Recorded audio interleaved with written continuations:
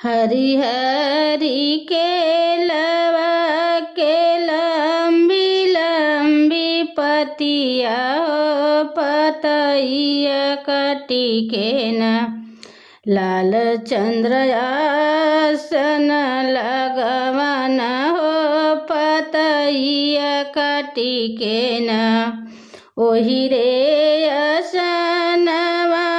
परसों दुर्गा मैया हो, उठा हो बहिना ना चला दुनिया देखाना के, उठा हो बहिना ना कैसे कचली भैया दुनिया देखना हो, हमारे देखा लेना दुनिया हो जइहा भसमा हो, हमारे देख लेना हरी हरी केलवा के लंबी लंबी पतिया हो, पतइया कटी के ना लाल चंद्र आसन लगवन हो, पतइया कटी के ना ओही रे असनवा पर सुत शीतल मैया हो, उठा हो बहिना ना चला दुनिया देखना हो, उठा हो बहिना ना कैसे कचली भैया दुनिया देखना हो, हमारे देख लेना दुनिया हो जइहा भसमा हो, हमारे तक लेना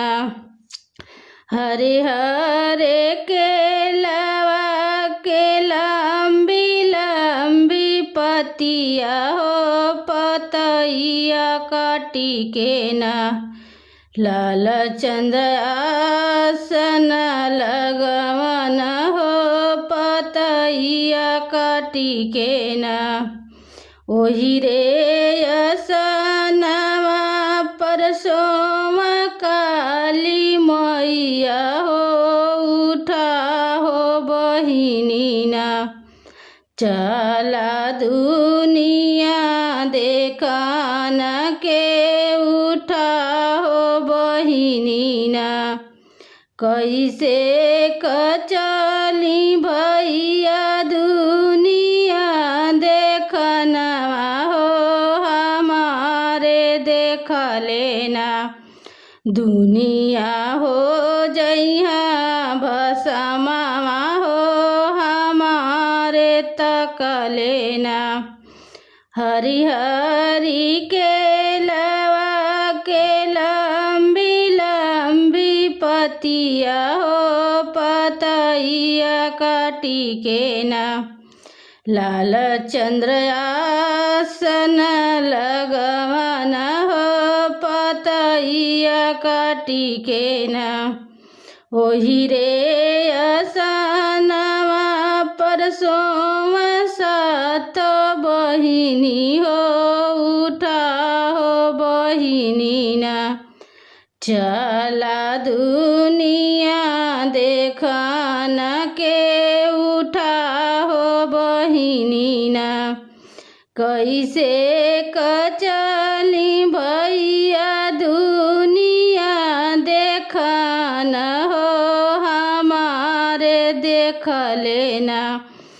दुनिया हो जइहा भसमा हो, हमारे तक लेना।